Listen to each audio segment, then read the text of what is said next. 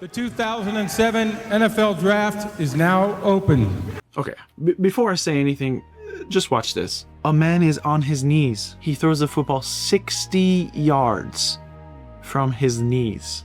Let's watch that again. Hold on. 60 yards from his knees.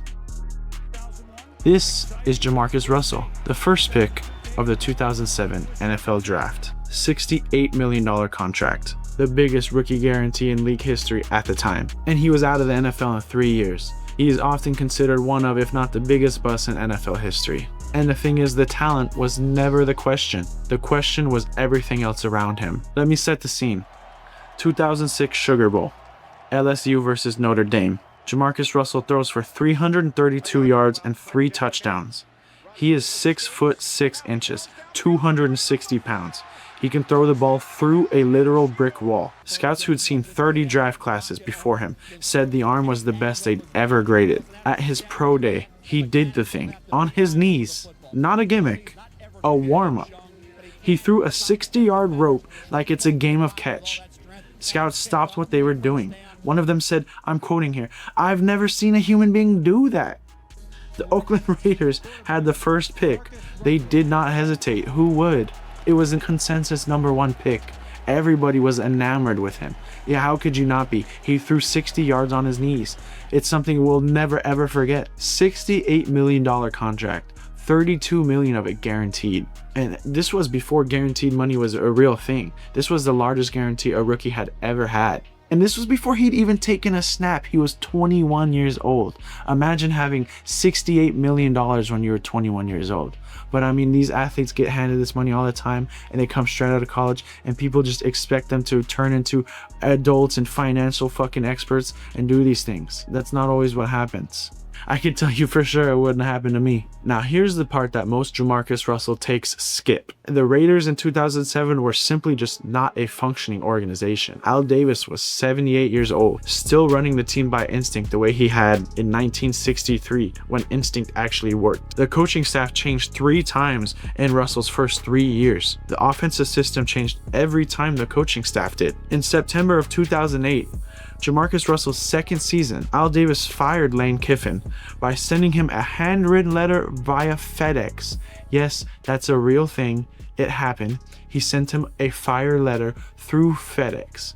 Now imagine if your boss did that to you. Oh man. And then I guess that explains what Lane did to Ole Miss. Ooh.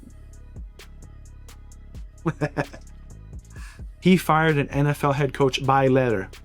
In the mail.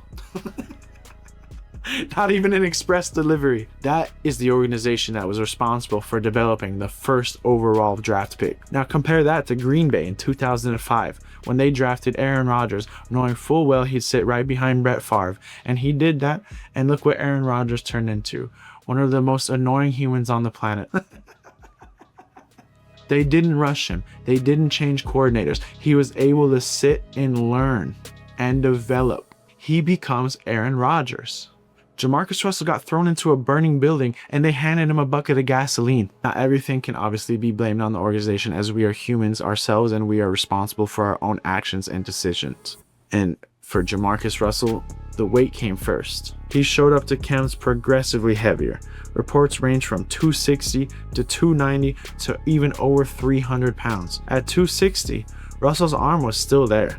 But at 300, the footwork was gone. The pocket mobility was gone. The zip on the out routes is gone. Then came the film study stories. And this is the one that haunts his legacy the worst. Coaches gave him game film on DVDs to study at home overnight. He returned them the next day. When coaches checked, the plastic wrap was still on the disc. Homie didn't even fucking open it, not even partially watched. He never even opened it. A former Raiders assistant told ESPN, quote, "We realized we were the only people in the building who cared whether he was prepared or not," end quote. Then July 2010, back home in Mobile, Russell is arrested for possession of codeine syrup without a prescription. Lean, the shit that killed DJ Screw, the shit that ran rampant through the South for years. We all know what it is. Russell was from Mobile. The lean culture was there long before the NFL money was. The NFL money didn't create the problem. The NFL money didn't solve it either. Now here's the uncomfortable part. Whose fault is it? Somebody's got to be to blame. Here's the easy answer, the one that every take on YouTube picks. It's JaMarcus Russell's fault, obviously. He didn't study. He didn't stay in shape. He didn't earn the money.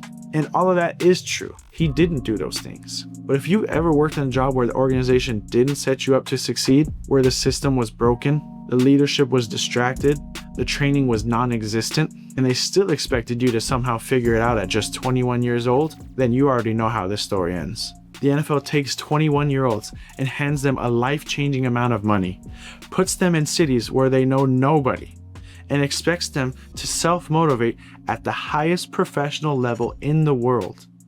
Some can do it, a lot of them can't. The ones who can't get called busts. The system that failed them gets to draft a new pick, gets to try again, a redo. The same story, new name, different year. But that's somebody's life that has been thrown away, has to be redone, that has their entire past and upbringing, everything they've lived for to this point is now thrown away. They have to completely reinvent themselves from the ground up. Not easy to do. Russell was not a case of a kid who could not handle the league. He was the case of a kid who landed in the one franchise that was the least capable of handling him. He tried to do his thing again in 2013. He lost an estimated 70 pounds during one comeback attempt, and his old LSU coaches even said the arm was back. But at that point, the league had moved on and no one was going to be the GM who wanted to take a chance on JaMarcus Russell. He's since spoken publicly about depression, about the substance abuse, and about losing most of his money. He's been largely quiet for the last decade. He's been at home and mobile with his family, mentoring kids. The arm that could throw 60 yards from its knees, the best raw arm talent the NFL has ever seen, belongs to a man that the league barely remembers. JaMarcus Russell isn't a cautionary tale about work ethic. He's a case study in what happens when a system that's designed to extract talent from 21-year-olds forgets that they are 21-year-olds. And the difference between a first ballot Hall of Famer and the biggest bust in NFL history is the building that they walk into. The talent was never the question. The question was everything else. And nobody in Oakland was asking the questions.